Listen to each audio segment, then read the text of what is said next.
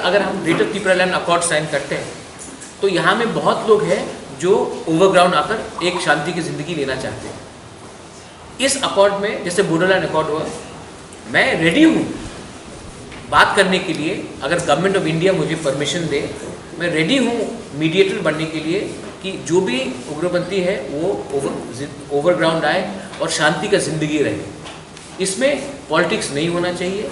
अगर हमारे जो भी गुमराह यूथ है वो बॉर्डर के उस पार गए हैं तो उनको समझना चाहिए कि वायलेंस से कुछ सोल्यूशन नहीं होगा, लेकिन गवर्नमेंट ऑफ इंडिया को भी उनको एक चांस देना चाहिए सरेंडर करने के लिए और एक अपॉर्चुनिटी देना चाहिए। आप सिर्फ ATTF अकॉर्ड साइन हुआ, TNV अकॉर्ड साइन हुआ, NLFT के संग बात हुआ बहुत बार, रिहेबिलिटेशन बहुत ही कम हुआ है।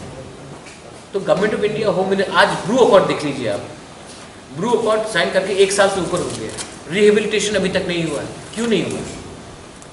जब प्राइम मिनिस्टर ऑफ इंडिया और होम मिनिस्टर ऑफ इंडिया ने पार्लियामेंट में ये बात कहा है तो अभी तक क्यों नहीं हुआ है?